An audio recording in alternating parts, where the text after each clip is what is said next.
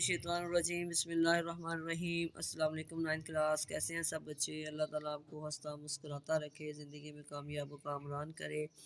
जी बच्चों, आज हम आपके टॉपिक इस्लामियात का था आमुल वफूद, उसकी हमने रीडिंग और शॉर्ट क्वेश्चन जो थे हमारे वो हमने उसके बनाए थे। आज हम इसकी एक्सरसाइज करेंगे। सबसे पहले आपका जी दुरुस्त जवाब का इंतखाब करें। आमुल वफूद से मुराद है वफूद का साल, वफूद का दिन, वफूद की सदी, वफूद का महीना। तो सही आंसर आपका आएगा जी वफूद का साल। आ गया जी। बनी तमीम के सामने नबी करीम ख़ातमुन नबीयीन सल्लल्लाहु अलैहि वसल्लम ने बतौर ख़तीब किस शख्सियत को पेश किया? हज़रत साबित बिन क़ैस रज़ियल्लाहु अन्हु, हज़रत हस्सान बिन साबित रज़ियल्लाहु अन्हु, हज़रत खालिद बिन वलीद रज़ियल्लाहु अन्हु और हज़रत ज़ैद बिन साबित रज़ियल्लाहु अन्हु। तो सही आंसर में आप लिखेंगे हज़रत साबित बिन क़ैस रज़ियल्लाहु अन्हु। आया जी। नबी करीम ख़ातमुन नबीयीन सल्लल्लाहु अलैहि वसल्लम की खिदमत में हाजिर होने वाले वफूद को ठहराया जाता था मस्जिद नबवी में, मस्जिद क़ुबा में, हज़रत अय्यूब अंसारी रज़ियल्लाहु अन्हु के घर सिराय में। तो सही आंसर क्या आएगा? मस्जिद नबवी में।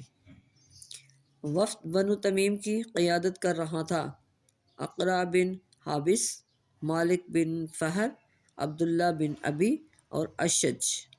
इसमें आंसर सही आएगा अक़रा बिन हाबिस। वफ़द अब्दुल क़ैस के सरदार अशज की दो नुमायाँ खूबियाँ थीं, हिल्म और वक़ार, रवादारी और बुर्दबारी, सब्र तहम्मुल, इनकिसार तवाज़ुअ। सही आंसर में क्या आएगा जी? हिल्म और वक़ार। अब इसके शॉर्ट क्वेश्चन देख लेते हैं। पहला आपका जी, नबी करीम ख़ातमुन नबीयीन सल्लल्लाहु अलैहि वसल्लम ने आमुल वफूद में मेहमानों के साथ किस तरह इज़्ज़त व इकराम का मामला फरमाया, वज़ाहत करें। तो इसका आंसर है जी, इसका आंसर आपका जी पेज नंबर 47 पे यहाँ शुरू होगा जी। नबी करीम ख़ातमुन नबीयीन सल्लल्लाहु अलैहि वसल्लम ने फरमाया, नबी करीम ख़ातमुन नबीयीन सल्लल्लाहु अलैहि वसल्लम की तरफ से इन वफूद को मस्जिद नबवी में ठहराना, इनके इस्तक़बाल और क़याम ताम का इंतज़ाम करना आप ख़ातमुन नबीयीन सल्लल्लाहु अलैहि वसल्लम के हुस्न इंतज़ाम और करीमान अखलाक की उम्दा मिसालें हैं। ये आपका फर्स्ट शॉट। दूसरा शॉट आपका जी, वफूद की आमद ने जज़ीरतुल अरब में इस्लाम के फैलाव में क्या किरदार अदा किया और इसका क्या नतीजा बरामद हुआ? इसका आंसर भी आपका 47 पेज पे ही है। यहाँ से शुरू करेंगे हम। ये नबी करीम ख़ातमुन नबीयीन सल्लल्लाहु अलैहि वसल्लम तमाम वफूद के साथ ऐसे हुस्न सलूक और शफ़क़त से पेश आए कि वो मुतासिर हुए बगैर ना रह सकें। जिन लोगों को कबूल इस्लाम की सादत नसीब हुई, उन्होंने ऐसे खुलूस के साथ इस्लाम की तबलीग की कि पूरे के पूरे कबाइल दार इस्लाम में दाखिल हो गए। यहाँ तक कि हज्जतुल विदा के मौका पर मुसलमानों की तादाद 1 लाख से तजावज़ कर गई। यहाँ तक। आगे तीसरा है जी, वफ़द बनु तमीम की को बारगाह रिसालत में हाज़िरी के वक्त सिखाए गए आदाब में से कोई से 2 लिखें। इसका आंसर यहाँ से शुरू होगा जी।